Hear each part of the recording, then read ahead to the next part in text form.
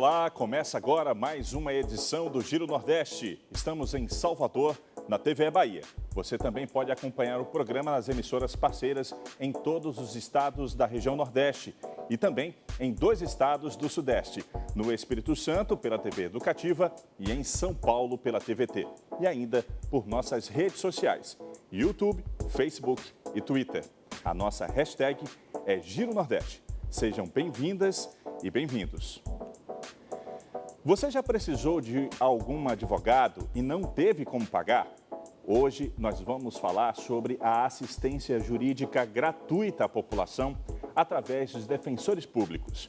Eles podem te ajudar, inclusive, neste período da pandemia. O nosso convidado é o defensor público geral da Bahia, Rafson Ximenes. Eu sou o Walter Lima, da TVE Bahia, e vão participar do programa de hoje em seus respectivos estados. Carla Soraya, da TV Ceará, Henrique Douglas, da TV Antares, no Piauí, Naná Garcês, da Empresa Paraibana de Comunicação, Nathalie Queiroz, da TV Pernambuco, Valéria Credidio, da TV Universitária do Rio Grande do Norte e Pedro Nascimento, da TV Aperipê, em Sergipe. Eu quero agradecer a todos pela participação. Vamos iniciar nossa rodada de perguntas aqui pela Bahia.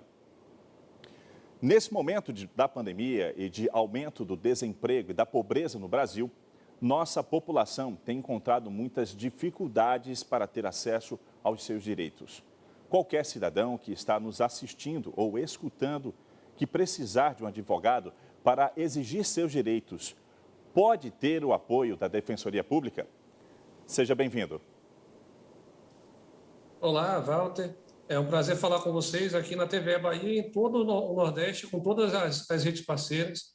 E é um prazer falar para os nossos conterrâneos nordestinos. Walter, qualquer pessoa em situação de pobreza, qualquer pessoa que tenha dificuldades financeiras e até de grupos vulnerabilizados por outras razões, pode sim procurar a Defensoria Pública, pode procurar o serviço nos seus estados. É claro que a Defensoria Pública é uma instituição, assim como acontece com o Poder Judiciário, que ela tem atribuições diferentes. As questões de natureza federais, que seriam levadas à Justiça Federal, são atribuições da Defensoria Pública da União. As questões trabalhistas também são atribuição da Defensoria Pública da União. As questões da Justiça Comum são todas das defensorias estaduais. E em todos os estados, há serviço e atendimento para as pessoas. Claro que cada um tem suas peculiaridades no momento da pandemia, mas para dar exemplo logo para as pessoas saberem que estão procurando. Área de família, divórcios, pensões alimentícias, investigação de paternidade, área civil, questão de vizinhança, questão de consumidor, cobrança de juros abusivos por um banco, por exemplo, área de saúde, área penal, direito idoso, infância e juventude, todas essas áreas as pessoas podem procurar a Defensoria Pública. Muito bem, obrigado, defensor. Agora seguimos para Fortaleza. É a vez de Carla Soraya, da TV Ceará, fazer a pergunta ao defensor-geral público da Bahia, Rafson Ximenes. Seja bem-vinda, Carla. Obrigada, Walter. Meu cumprimento também aos colegas de bancada virtual, ao público que nos acompanha e ao defensor, que é o nosso convidado de hoje. Eu gostaria de saber como foi o enfrentamento à violência doméstica na região aí da Bahia, nesse período de pandemia. A gente sabe que a violência aumentou muito e foi subnotificada, nesse caso aí na Bahia, né, porque as agredidas, tanto mulheres como crianças ou outras pessoas, como idosos, estavam convivendo diretamente com os seus agressores, né? Isso foi monitorado de alguma forma? Aconteceu algum tipo de atendimento virtual para essas vítimas? Bom, obrigado pela pergunta, Carla. E através de você, saudação a todos os cearenses. Eu sou descendente de cearenses. Fora a Bahia, é o estado em que eu mais visito, é o Ceará. Então é um prazer falar com vocês. Mas a gente teve sim uma preocupação, assim como as defensorias tiveram no Nordeste inteiro.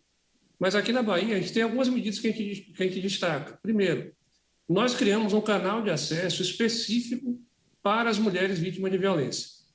Até através de chat do Facebook, que já direcionava diretamente para atendimentos multidisciplinares, com psicólogos, com assistentes sociais. Por quê? Como você falou bem, a violência doméstica, ela foge um pouco àquela regra de que a violência está na rua, ela é a violência que está em casa.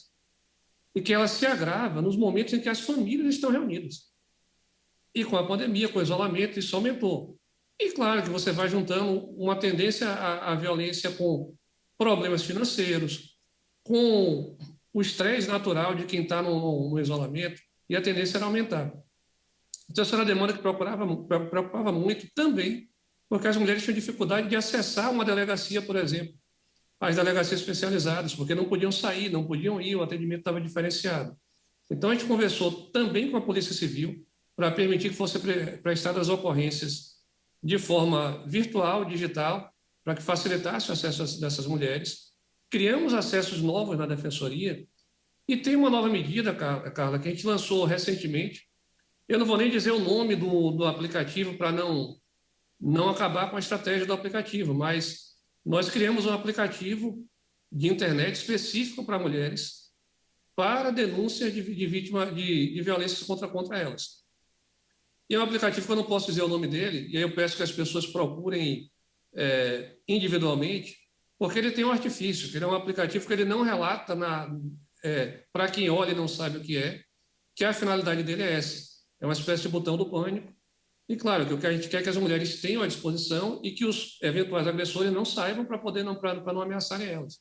Então, são uma série de medidas que estão sendo tomadas aqui na Bahia e que as defensorias públicas do Nordeste inteiro estão reproduzindo também e fazendo medidas semelhantes. Mas essa é uma das questões mais importantes, mais impactantes nesse período de pandemia, a violência contra a mulher. Obrigado mais uma vez. Quem está assistindo ao Giro Nordeste pode fazer perguntas e comentários nas nossas redes sociais, no YouTube, no Facebook e também no Twitter. Agora vamos seguir para Teresina, capital do Piauí, onde está Henrique Douglas, da TV Antares. Seja bem-vindo, Henrique. Saudações piauienses a todos, saudações ao nosso convidado. Defensor, eu gostaria de discutir um assunto que muita gente pensa ser muito importante. Nós podemos estar prestes a ter ações judiciais em massa contra gestores que conduziram de forma criminosa, ilegal e irresponsável o combate à pandemia do Brasil. Nós temos uma população, um país muito desigual e uma população carente que vai precisar dessa ajuda legal. Como é que o senhor analisa essa possibilidade dessas ações em massa e como isso pode afetar o país? Veja, Henrique, em relação ao combate à pandemia, há primeiro uma coisa que une todas as defensorias, que é a necessidade de vacinação o mais rápido possível. E por que isso une as defensorias? Porque a gente sabe que em qualquer problema que aconteça, qualquer problema social, quem é mais duramente atingido é a população em situação de pobreza. Sempre assim, e a pandemia não é diferente. Quem tem mais dificuldade de conseguir acesso a medicamentos é a população em situação de pobreza. Quem tem mais dificuldade de conseguir uma internação no hospital é a população em situação de pobreza. Quem tem mais dificuldade de tomar as medidas de isolamento é a população em situação de pobreza. Então, uma coisa que eu já adianto, talvez vocês devem saber, mas as defensorias públicas do Brasil inteiro, começando aqui pelo Nordeste, ingressaram no STF na mesma ação que os estados moveram, pedindo a liberação da vacina Sputnik. Todas as defensorias públicas do Brasil, todas, sem exceção, estão atuando nesse processo. E por que a gente escolheu isso, esse processo? Porque a gente teme também que as demandas apenas individuais se tornem uma disputa de quem chega primeiro. Não é o ideal, a gente quer que seja uma atuação sistêmica. Mas a gente também não quer que a população em situação de pobreza fique em condição pior do que quem não tem. Então, veja como é delicada essa demanda. A gente pode judicializar, sim, pedindo internações, pedindo vagas em UTI. Isso não é o ideal. Mas também, se a gente perceber que as pessoas que têm condições financeiras estão conseguindo as vagas, a gente vai brigar onde for para brigar, para que as pessoas em situação de pobreza também consigam. O principal preceito, o principal princípio da Defensoria Pública, no Brasil inteiro, é garantir a todos os cidadãos que tenham acesso aos mesmos serviços, aos mesmos direitos, independente da renda que eles tiverem. Você fala de gestores atuando de forma irresponsável. Existem, de fato, algumas atuações irresponsáveis, e posso dizer claramente, porque não me nego a falar isso em momento nenhum, me parece que, em geral, os estados e a maioria dos municípios tendem a uma atuação mais condizente com o que a ciência prega, Eu não posso dizer o mesmo no governo federal, na maioria das vezes, infelizmente, porque uma coisa que a gente está sentindo muita falta é de um comando central no combate à pandemia. E quando eu falo comando central, é um comando de orientação. Eu não sei como tá acontecendo nos outros estados, mas na Bahia é muito evidente que a Secretaria de Saúde Estadual, ela coordena o processo de vacina e as secretarias municipais, elas vão fazer uma distribuição local e a organização local. A gente precisava disso nacionalmente. A gente precisava que o Ministério da Saúde estivesse coordenando esse processo e as secretarias estaduais fazendo a distribuição local e assim por diante. Agora, a gente não tem nenhum receio de judicializações que forem necessárias, mas o nosso principal objetivo é garantir a saúde da população. O ideal é que a gente garanta a saúde da população sem necessitar de judicializar, sem necessitar procurar o judiciário. Nosso principal objetivo hoje não é punir ninguém. Nosso objetivo hoje é garantir que aquele cidadão pobre aí do Piauí, aí de Teresina, aí de Picos, aí do interior do estado, que ele não morra, porque faltou serviço básico para ele. Então, basicamente, essa é a missão das defensorias hoje.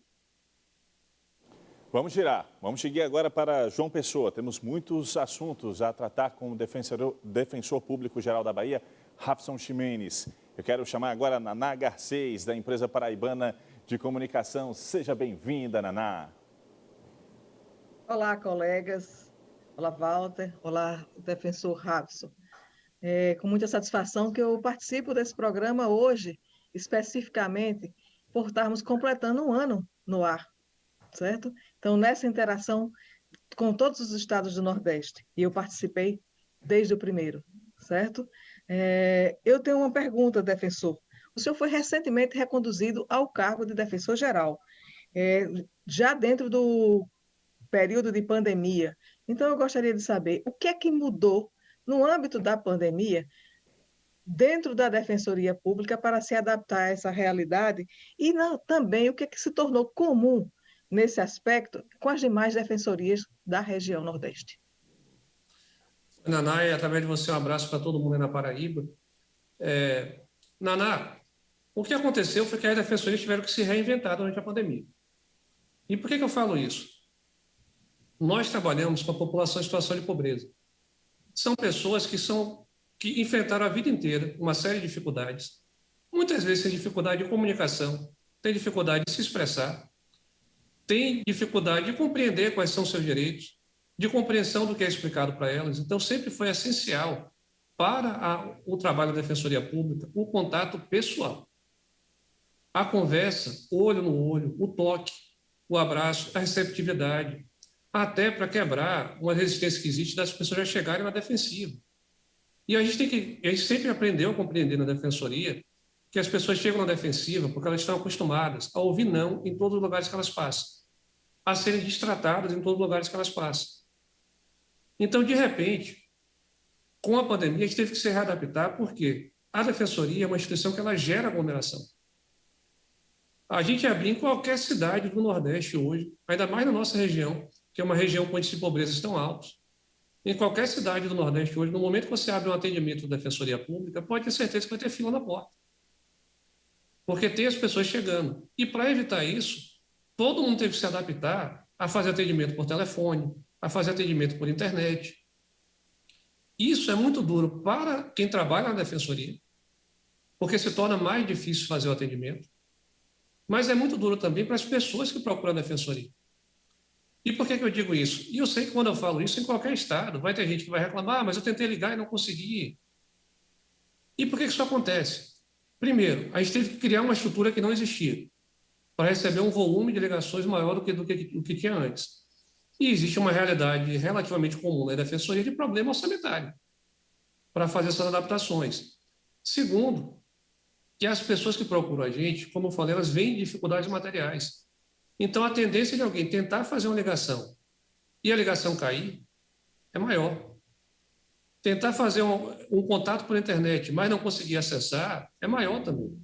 Então, a dificuldade das pessoas que procuram a Defensoria na forma remota são maiores do que pessoas de classe média.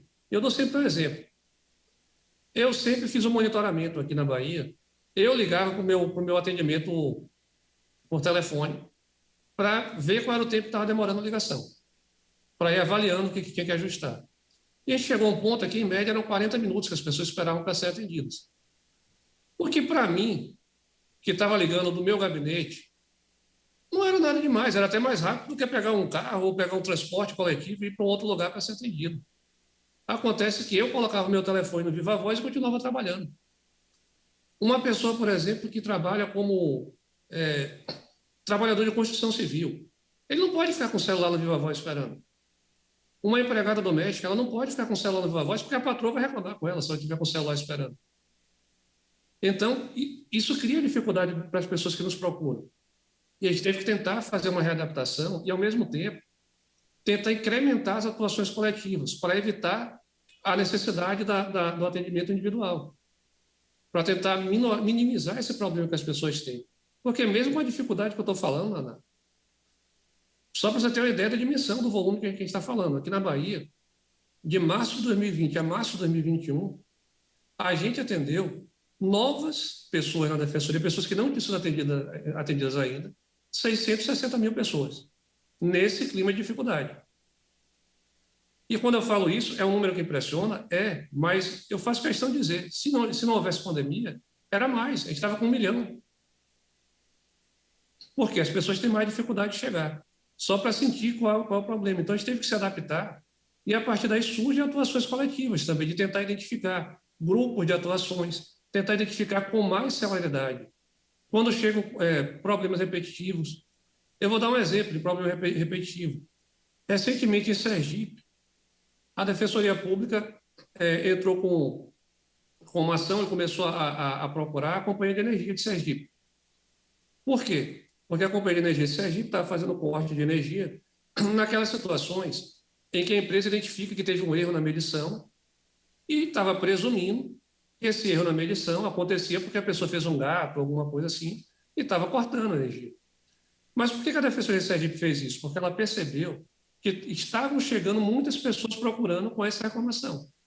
E aí qual é a habilidade de perceber? Já que estão chegando muitas pessoas, parece que existe um problema estrutural aqui. Então, vamos tentar enfrentar a estrutura. Isso foi um passo que as defensorias tiveram que dar nessa pandemia. E eu falo sem medo de errar, foi a instituição que mais atuou na pandemia. A instituição que foi mais efetiva nessa identificação de problemas durante a pandemia no sistema de justiça foi a Defensoria Pública. Isso é um fenômeno nacional e é um fenômeno que se repete também aqui no Nordeste. Obrigado mais uma vez ao defensor Rafson Ximenes. A nossa hashtag, para quem quiser fazer perguntas e comentários, é Giro Nordeste. Agora vamos a Recife. É o momento da pergunta de Nathalie Queiroz, da TV Pernambuco. Seja bem-vinda, Nathalie. Obrigada, Walter. Rafson, um assunto que tem sido muito debatido aqui, em especial pelas organizações que atuam na área de direitos humanos e algumas categorias profissionais do sistema sociojurídico, são as audiências de custódia nesse período da pandemia. Existem vários estados que estão propondo, né, a realização de audiências de custódia de forma remota com o suspeito na delegacia. E aí diversas organizações têm trazido algumas denúncias relativas a possíveis práticas de violência que podem vir a ocorrer, né, nesse processo. E tem um perfil que é um perfil, em geral, né, desses suspeitos nas audiências de custódia, que é um perfil de uma população bem vulnerável, que, em geral, depende também das defensorias. Eu gostaria de te ouvir, Rafson, qual é a tua opinião sobre essa proposta das audiências de custódia remota? Obrigado, Nathalie. E é uma boa pergunta, porque esse é um tema que precisa ser mais esclarecido para a população, o que são as audiências de custódia. E o que é? É basicamente, Nathalie, a audiência de custódia é o direito que uma pessoa tem, quando ela é presa, de ser rapidamente apresentada a um juiz que vai verificar, junto com a defesa dela, através da Defensoria Pública de Advogados, com a presença do Ministério Público, que é quem vai fazer a acusação, se aquela prisão foi legal, aquela prisão provisória é legal ou não de continuar. Ele não vai fazer julgamento nenhum, ele não vai absolver nem condenar ninguém. É só ver se vale aquela prisão. E por que isso é importante fazer logo? Por duas razões. A primeira é verificar se existem indícios de tortura ou de violência. A segunda é lembrar para a população que aquela pessoa que está se submetida a um julgamento é um ser humano de carne e osso, como nós estamos aqui conversando. E muito se fala sobre audiência de custódia sem apoio na realidade. Por exemplo, dizer que a audiência de custódia serve que a polícia prende num dia, a pessoa é solta no mesmo dia na audiência de custódia e no dia seguinte ela é presa de novo. Mas são pessoas extremamente perigosas, fortemente armadas, são soltas na audiência de custódia. A gente fez aqui na Bahia uma pesquisa em que a gente analisou, Nathan, todas as audiências de custódia, todas realizadas em Salvador. De 2016, foi quando começaram a ser realizadas, até 2020. Então, são mais de 40 mil audiências de custódia analisadas, para saber quem é a pessoa que é submetida, qual é a consequência. E a primeira coisa que a gente fala, em nenhum desses anos, 2016, 17, 18, 19, nenhum desses anos, passou de 3% o índice de pessoas que foi solto na audiência de custódia e submetida a uma audiência de custódia novamente no mesmo ano, não é no mesmo mês e no mesmo dia. Não chegou nem a 3%. Praticamente zero que passaram e foram soltas por qualquer crime considerado hediondo ou mais grave. As pessoas apreendidas com drogas, a grande maioria delas, eram com quantidade de drogas que em vários países que têm regulamentação específica, seriam consideradas usuárias. Não teve, eu sempre brinco, não teve nenhum episódio de audiência de custódia em Salvador com quilos de cocaína, com helicópteros de cocaína. Isso nunca aconteceu aqui na audiência de custódia, para as pessoas saberem o que a gente está falando. E aí, respondendo a sua pergunta objetivamente, essa proposta de realização de audiência de custódia por videoconferência já é muito complicada, porque você já tira uma das essências dela, que é você verificar a situação logo. A gente pode discutir uma situação provisória por causa da pandemia? Pode, mas já é uma coisa muito difícil de aceitar. Agora, a realização de audiência de custódia com a pessoa na unidade policial, ela não faz nenhum sentido. Qual é a liberdade que essa pessoa vai ter de falar, caso ela tenha sofrido alguma agressão? Qual a liberdade que ela vai ter de falar que ela sofreu agressão? Se a pessoa... E existem relatos de episódios em que a audiência de custódia estava sendo realizada pelo celular do agente policial. Não dá, não tem sentido. Então, nesse sentido, a Defensoria Pública da Bahia, e eu também pessoalmente, a gente é extremamente contra a realização de audiência de custódia com preso de delegacia, e eu sou extremamente contra a realização por videoconferência também. Eu acho que isso é um grande perigo de desvirtuar o Instituto, e claro que isso cria comodidades. E eu falo de todo o sistema de justiça, da pessoa dizendo, não, é mais fácil para mim, eu estou em casa, não tive que ir para fora, não tive que me deslocar. Eu acho isso muito perigoso para o que se presta. As pessoas têm que entender que a audiência de custódia é um instituto humanitário, que tem no mundo inteiro. Então, sobre isso, eu sou terminantemente contra essa ideia de realização de audiência de custódia com o preso em delegacia ou na unidade prisional. Obrigado. Temos mais perguntas para o Defensor Público-Geral da Bahia, Rafson Ximenes. Agora é o momento de seguir para Natal, no Rio Grande do Norte, onde está a Valéria Credidio, da TV Universitária do Rio Grande do Norte. Valéria, seja bem-vinda. Olá, muito obrigada. Doutor Rafson, gostaria de retomar um pouco essa questão da pandemia, a questão da igualdade, da equidade durante a pandemia. Existe um levantamento que foi feito em janeiro desse ano, com os dados do ano passado, que 57% das mortes no Brasil teriam acometido pessoas pretas e pardas, e na sua grande maioria pessoas pobres também. Como é que a Defensoria pode agir, já que esse dado está posto, essa realidade está posta? Realmente essa pandemia não é, como se pensava no começo, é uma pandemia democrática, onde não se via cor, nem raça, nem situação social. Ela se mostra, sim, que ela atinge muito mais os pobres, os pretos, os pardos, aquelas pessoas que não têm condição de fazer o isolamento social, que não têm condição de, muitas vezes, ter a lavagem das mãos assegurada. Como é que as defensorias na Bahia e em todo o Nordeste, como é que elas estão agindo nessas questões que já estão colocadas na nossa sociedade? Pois é, Valéria, você falou uma coisa que é uma realidade. A pandemia em si, o vírus realmente não faz distinção entre rico e pobre, não. O problema não é ele. O problema, nesse caso, não é a distinção que é feita pelo vírus. Quem faz a distinção entre rico e pobre é a própria sociedade. Quem faz a distinção entre brancos e negros ou indígenas é a própria sociedade. E, nesse ponto, o que as defensorias têm percebido é que isso que a pandemia revela, Valéria, é revelado no dia a dia da defensoria em todas as áreas. Eu falei aqui da quantidade de atendimentos, mas aqui na Bahia, por exemplo, 90% das pessoas que a gente atende são negras. 90%. Nessa pesquisa que a gente fez sobre a audiência e custódia, o índice era maior. Sabe qual era o percentual de negros presos, levados à audiência e custódia? 99%. Não é forma de falar, era literalmente 99%. Eram negros. E mais, a chance dessa pessoa continuar presa depois da audiência e custódia era 2 vezes maior do que a das brancas.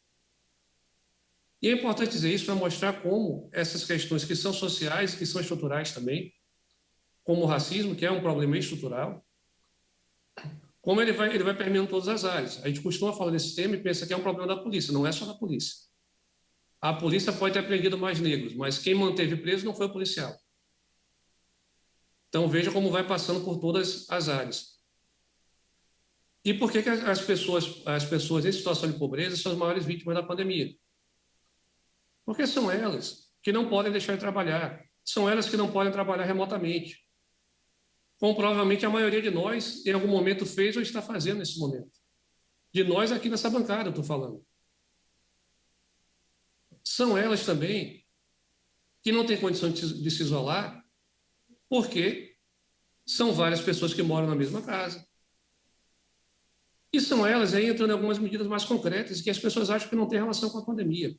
Essa medida que eu falei de Sergipe, em relação à companhia elétrica de Sergipe, é uma medida de prevenção à pandemia. Porque se você cortar a energia elétrica de uma casa, a pessoa vai ter que sair da casa.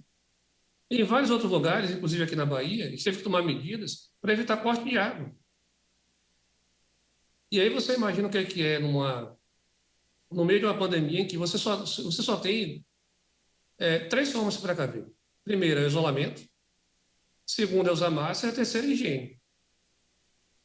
Então você tira as condições da pessoa ficar isolada em casa, seja pela pressão econômica, seja porque você cortou a água, cortou a energia dela. E você retira a possibilidade dela realizar a higiene. Como é que faz a higiene sem água? Como é que faz a higiene? Como é que você lava a mão sem água? Então, são várias atuações, e veja como é importante a atuação coletiva também. Que você começa a perceber, estão chegando várias reclamações aqui de que está tendo corte de água.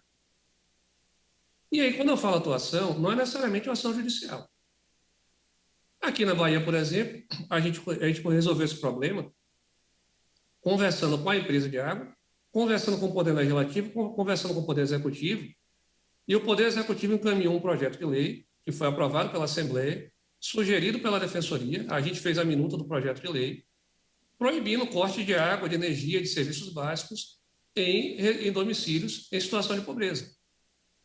Isso é atuação direta. Outra forma de atuação é em relação também à obtenção das vacinas. Recentemente o Ceará fez isso, e recentemente o próprio Rio Grande do Norte fez isso também. De a Defensoria entrar com ações judiciais ou pedidos extrajudiciais ao Ministério da Saúde, porque estava em atraso a entrega da vacina para o Estado. O próprio Rio Grande do Norte fez isso recentemente, a Defensoria do Rio Grande do Norte, em parceria com o Ministério Público, com a Defensoria Pública da União, e da mesma forma aconteceu no Maranhão. Fora algumas situações, e a gente está vivenciando uma aqui na Bahia agora, que a gente está investigando qual a melhor forma de atuar, de fiscalização da fila também, de como é que está andando a fila. De, às vezes, o plano de vacinação, na ânsia de inserir uma categoria nova, você termina prejudicando outra que estava no plano. Então, a gente está fazendo um estudo disso também. Então, são várias medidas que você faz para tentar, mais uma vez, como eu disse, atacar a raiz do problema. E por que a Defensoria é algo diferenciado para isso, que é importante para isso? Porque a Defensoria é o órgão que é procurado pela população o tempo inteiro. Tem esse volume que eu falei de atendimento aqui na Bahia, que não é diferente do Rio Grande do Norte. A situação daí é muito parecida com a daqui, em relação ao volume. Então, por mais que exista um defensor que que não seja sensível socialmente, ele não tem opção, porque a realidade vem, é jogada na cara dele. Ele não tem opção de não ver. E, a partir disso, você começa a enxergar os problemas com uma ótica diferente. Eu dei o exemplo do corte de água ou de energia. Talvez uma pessoa de classe média olhe esse problema e pense, mas a pessoa é caloteira.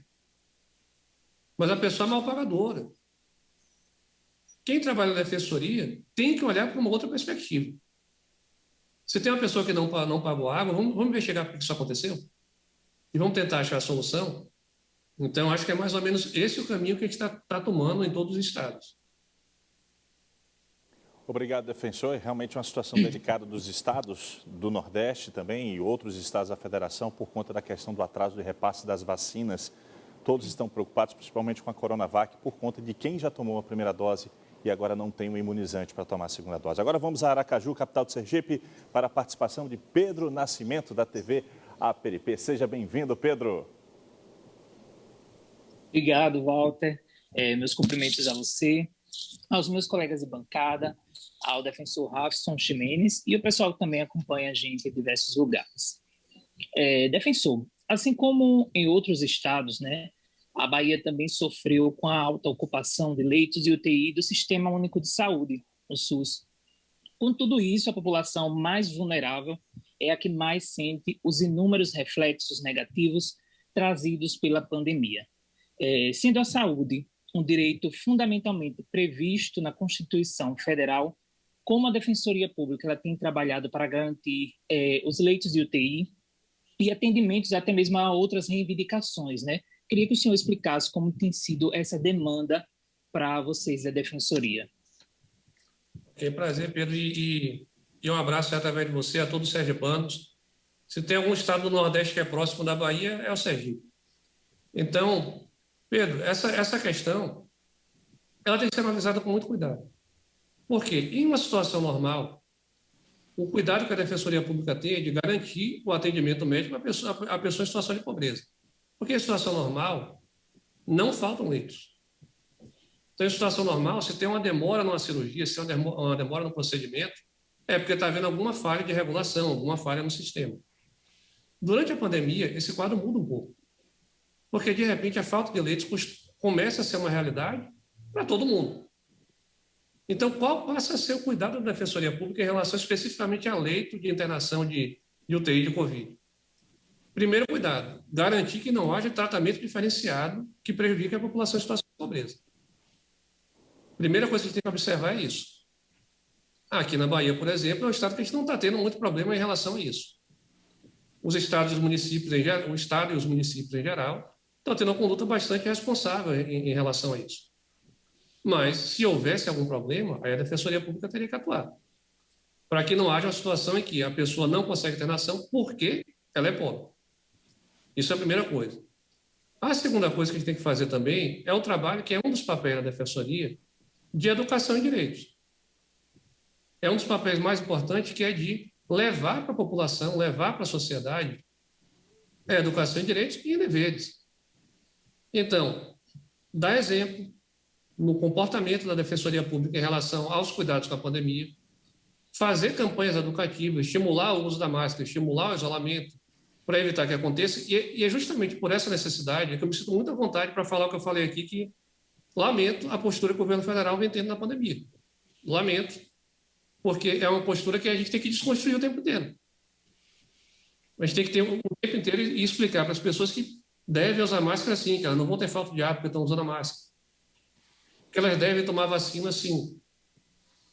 Então, as ações são nesse sentido. E, por outro lado também, e aí saindo um pouco da pandemia, é tomar cuidado em relação às outras áreas da saúde. Para que as pessoas não terminem tendo complicações por outros problemas de saúde que não são atendidos. Então, basicamente, a gente tem um sistema de saúde que é muito bom. O SUS é uma experiência que é modelo para o mundo inteiro, que pode ter um problema de gestão aqui, um problema de gestão ali, mas o trabalho é para que esse sistema funcione. E que funcione para todo mundo. Essa é a ideia da Defensoria Pública. Obrigado mais uma vez. Lembrando que esta entrevista está sendo exibida por televisões e rádios públicas. Vamos a mais uma rodada. Dessa vez, uma pergunta aqui da Bahia para o Defensor Público Geral da Bahia, Rafson Ximenes. Infelizmente, ainda temos visto casos de racismo no Brasil.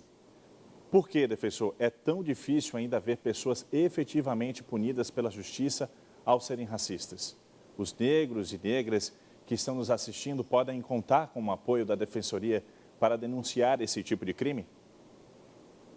Podem sim. Agora, tem uma coisa que eu acho que a gente tem que tratar desse tema com o cuidado que ele merece. Quando a gente fala do racismo, a gente tem que entender que o Brasil foi o último país do mundo a abolir a escravidão. O último do mundo. Carla, aí do Ceará, sabe que o primeiro estado do Brasil que aboliu a escravidão foi o Ceará. Então, foi o nosso Nordeste aqui. Mas, em compensação, estados como a Bahia, como Pernambuco, foram estados que resistiram muito à abolição. E pior do que isso, quando a abolição aconteceu, a gente está hoje no dia 13 de maio, a abolição aconteceu sem nenhum cuidado de inclusão daquelas pessoas. Elas não tinham direito a estudar, elas não tinham direito a aprender nenhuma profissão que não fosse aquelas mais desprestigiadas pela sociedade, e, de repente, elas foram simplesmente jogadas na rua. Quando eu falo de cuidado, essas pessoas trabalhavam na cana-de-açúcar, trabalhavam no café, trabalhavam como vaqueiros, de fazer uma reforma agrária, de distribuir terras para elas, de fazer um plano, mais ou menos como é feito com o auxílio emergencial hoje, de incentivo a que elas pudessem sobreviver e que elas pudessem se instruir para exercer também outras profissões. Isso nunca aconteceu, pelo contrário. O que o Brasil fez foi estimular a imigração de italianos, de alemães, de europeus, para não pagar salário para os negros, para se ia contratar alguém que contratasse brancos e não negros. O nosso país e o Nordeste também, e o Nordeste nesse ponto, infelizmente, é uma das regiões com mais alto grau de racismo. Inclusive pelas bases da nossa colonização, principalmente Bahia e Pernambuco, nesse caso. E o que a gente fez? Perseguiu as manifestações culturais da população negra o tempo inteiro. Perseguiu o samba, perseguiu a capoeira, até hoje persegue o funk, até hoje persegue o rap, até hoje persegue o grafite. A gente começou a usar termos, naturalizar termos, cabelo ruim, como cabelo crespo, inveja branca, como se fosse uma inveja boa, sempre usando o diferencial do branco como bom e o negro como ruim. Então, a gente foi formando uma estrutura que ela hoje se espalha, Walter, em todos os pontos. E quando eu falo todos os pontos, eu digo que existe racismo hoje na imprensa, inclusive na TVE, inclusive na TV Ceará, inclusive em todos os locais. Existe racismo no sistema de justiça, inclusive na Defensoria Pública. Existe racismo na polícia, existe racismo em todos os locais. E o que cabe a gente fazer? Começar a ter atuações concretas para combater esse racismo dentro e fora. E isso exige botar o dedo na própria ferida. E reconhecer que o problema está aqui dentro também. Não é só apontar o dedo para o outro, não. E aí as defensorias estão tomando algumas medidas que eu acho que tem que ser faladas no enfrentamento político do racismo. A Defensoria da Bahia hoje lançou, foi a primeira instituição do sistema de justiça do Estado da Bahia que fez isso, lançou um plano, uma política de equidade racial de enfrentamento ao racismo dentro e fora da instituição, que significa orientação a quem trabalha aqui, significa a construção de protocolo de atendimento da população negra, significa identificação daquilo que eu acho que foi a Naná que falou, sobre como as demandas chegam de uma forma mais grave para a população negra. Outras medidas são tomadas e tem que ser ditas. Por exemplo, no Piauí, foi criado um projeto muito interessante chamado Vozes Quilombolas. Que aí, não sei se o Henrique conhece, mas eu sugiro que procure conhecer, que a Defensoria do Piauí começou a fazer uns atendimentos nas comunidades quilombolas, elaborou um documento, uma cartilha dos direitos dos quilombolas para que fosse apresentado. E isso tem sido uma tendência em todas as defensorias. Para você ter uma ideia, no dia 19 de maio agora é o dia da Defensoria Pública, é o Dia Nacional da Defensoria Pública. Então, é um período de celebração das defensorias nacionalmente. E a campanha nacional que a Defensoria Pública está fazendo é de combate ao racismo.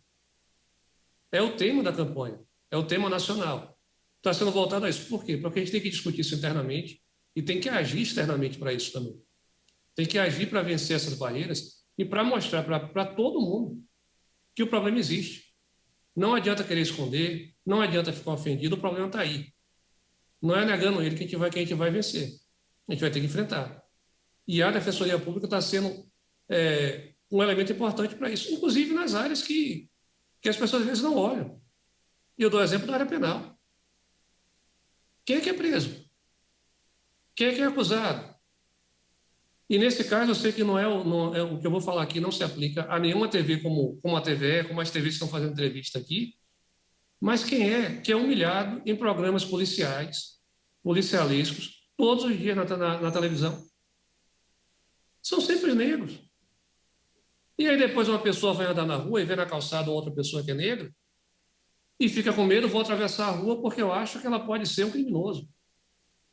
E acha isso porque sempre é apresentado dessa forma, com a população negra apresentada nessas situações. Então, cabe esse combate para a gente fazer no nosso dia a dia. E como eu digo, olhando para dentro também, não é só olhando para fora, não. É reconhecendo, e não tenho nenhum pudor de dizer isso, que em todas as instituições existe racismo. Inclusive na defensoria existe também. Agora, o que a gente tem que fazer é trabalhar o tempo inteiro para vencer ele. Trabalhar o tempo inteiro para enfrentar essa estrutura. Porque quando a gente fala que o racismo é estrutural, e ele é, isso não é uma carta livre para você dizer que, já que é estrutural, eu não posso fazer nada. Pelo contrário. Já que é estrutural, aí é que você tem que agir. Aí é que você tem que atuar de maneira muito forte, muito incisiva em relação a ele. Obrigado mais uma vez. Quem está acompanhando o Giro Nordeste pode fazer comentários nas nossas redes sociais, YouTube, Facebook e Twitter. Vamos falar mais uma vez com Carla Soraya, da TV Ceará. Eu vou fazer um parêntese aí, já que o defensor citou aqui o Ceará, né?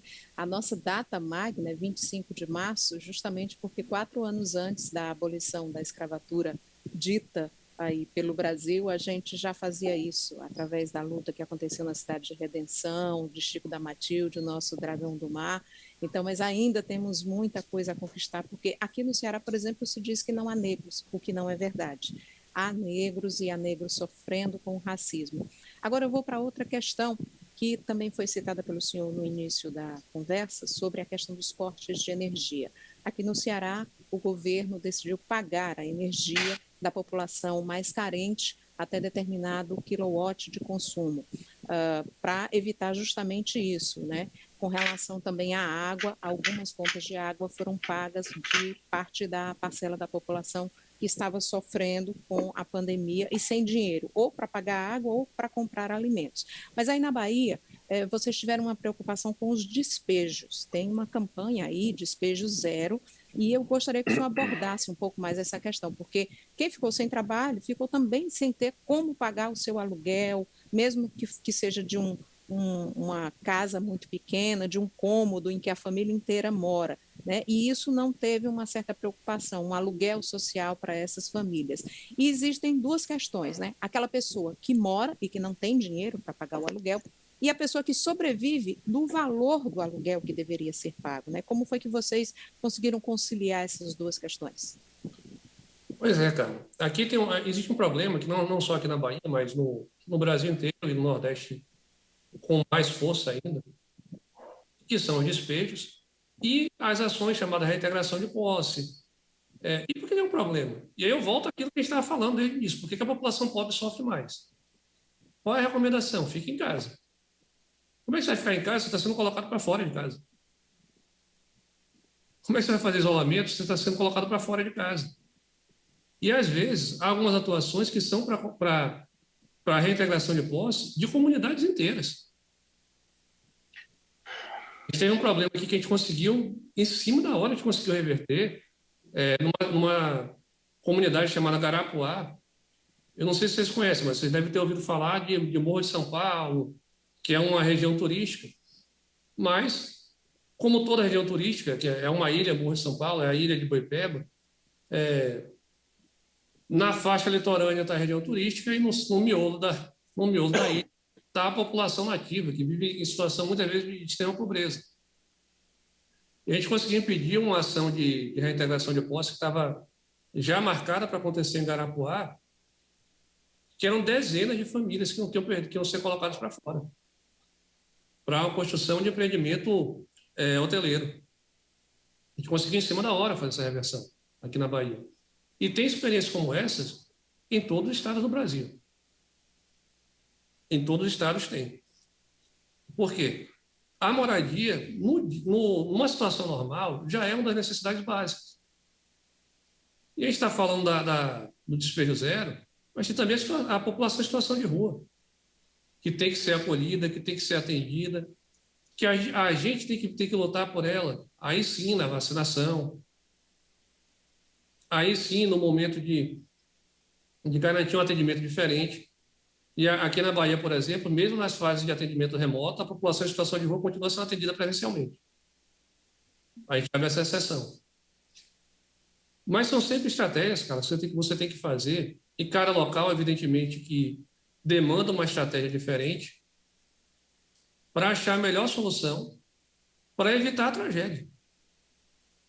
E a tragédia é uma pessoa perder a casa, é uma pessoa perder a moradia. Então, a gente está fazendo sim essa atuação, essa campanha do despejo zero, mas é uma atuação sistemática. Às vezes, quando você faz a campanha, é porque você quer dar mais visibilidade para a atuação do dia a dia, para chamar atenção para um tema. Isso é importante.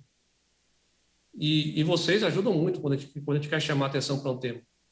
Eu sei que aí nos outros estados do Nordeste é igual aqui na Bahia, porque aqui o nosso maior parceiro para divulgação de temas de campanhas é a TV Educativa, a TV Educativa, a Rádio Educadora.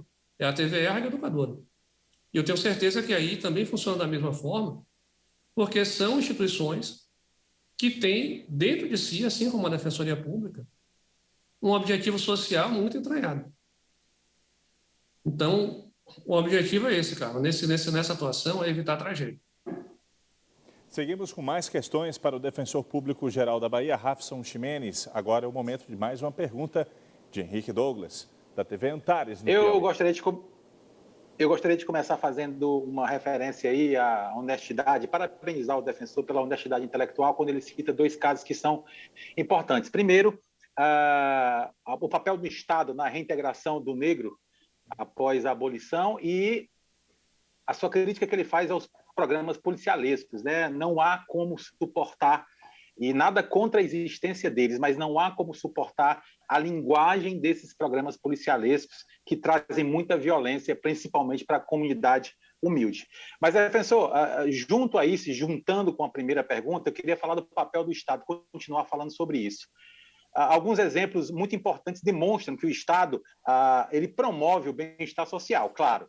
Ele foi muito atuante, só para relembrar alguns momentos, durante a década de 30, para recuperar a economia que sofreu com o crack de 29, atuou bastante durante a Guerra Fria. O Brasil, a partir da década de 30 também cresceu bastante por uma intervenção do Estado e o Brasil, claro, dá um salto econômico e eu queria, e claro, defende as parcelas mais humildes da população, como deverá ser o comportamento desse Estado indutor, como ele é chamado, principalmente na economia, do pós-pandemia. E aí o senhor pode fazer, claro, uma ligação direta ao trabalho da Defensoria. Obrigado, Henrique, pela pergunta. É uma pergunta um pouco difícil de responder, porque eu vou ter que dar uma visão minha política do papel do Estado aqui. E, na minha opinião, já em tempos normais é necessário, mas agora mais ainda, o Estado tem que ter sua face social mais exacerbada. Por quê? Está havendo empobrecimento da população. E o papel do Estado é justamente servir de equilíbrio nas relações sociais. O papel do Estado é conseguir ajudar com que as pessoas que estão com mais dificuldade de se erguer, se ergam. Então, assim como agora é essencial existir auxílio emergencial, mais do que isso, vai ser mais essencial do que nunca o fortalecimento da escola pública. Vai ser mais essencial do que nunca a indução do emprego. Vai ser mais essencial do que nunca o fortalecimento dos serviços, do serviço público de saúde, e aqui chegando a Defensoria Pública, do serviço público de assistência jurídica gratuita prestado pela Defensoria. E por que vai ser mais essencial? Porque a população empobreceu, vai ter mais gente procurando a gente. Vai ter mais gente com problemas a serem resolvidos. Vão existir mais conflitos. Porque é muito fácil achar que as pessoas, elas brigam porque elas são briguentas. Não é por isso. A condição de dificuldade material estimula os conflitos entre as pessoas. Estimula reações violentas quando você não tem outra reação para ter diante de um problema. Então, as pessoas vão chegar mais à defensoria. Isso já está acontecendo. Hoje, Henrique, para você ter uma ideia, aqui na Bahia, quase metade das pessoas, 40% das pessoas que a gente atende, tem como renda até R$500. É um auxílio emergencial. Se a gente somar com quem tem como renda mensal até R$1.000, a gente bate quase 80% das pessoas que atendem. E isso é maior se você vai para as cidades mais pobres. Eu estou falando da média do Estado. Claro que Salvador é uma cidade que tem uma condição econômica e financeira melhor do que várias no interior do Estado. Então, o que essas pessoas vão fazer? E quando eu falo que tem que chegar ao Estado com força, é com força e com dignidade também. Não é dizer para as pessoas que coloca qualquer pessoa aí para fazer sua defesa, coloca qualquer pessoa aí para ser seu médico. Não é isso. Eu acho que o ponto básico, o ponto-chave é serviço essencial, garantia de direito, tem que ser igual para todo mundo. A pessoa pobre tem que ter o mesmo direito ao acesso à saúde que a pessoa rica. A pessoa pobre tem que ter o mesmo direito à educação que a pessoa rica. Tem que ter o mesmo direito ao acesso à justiça que a pessoa rica. E veja que, hoje em dia, a grande maioria das defensorias, até pensando nisso, nessa diferenciação, tem feito uma estruturação do seu trabalho a nível nacional para chegar nas cortes superiores. Aqui na Bahia a gente tem um defensor hoje que ele não fica na Bahia, ele fica em Brasília. Por quê? Porque é uma pessoa de Bom Jesus da Lapa, que é uma cidade do interior da Bahia aqui, de Barreiras, que é uma cidade que fica a mais ou menos 800 quilômetros de Salvador, se ela tiver um problema e que tiver que ir até o STF, vai ter um defensor no STF fazendo sustentação oral lá com Gilmar Mendes, com Barroso, com Lewandowski, com todo mundo, para lutar pelo direito dela. E sabe qual é o resultado disso, Henrique? É que hoje, dados do STJ dizem que uma pessoa que entra com habeas corpus pela defensoria tem maior chance de sucesso do que uma pessoa que entra através de um advogado particular. Isso é concretização de democracia. Isso é a democracia se efetivando. Está efetiva totalmente? Não, não está. Não está porque ainda tem poucos defensores. Não está porque tem cidades que não têm defensoria. Muitas cidades que não têm defensoria ainda. Não está porque o orçamento não é igual, a estrutura não é igual. Não está perfeito, não.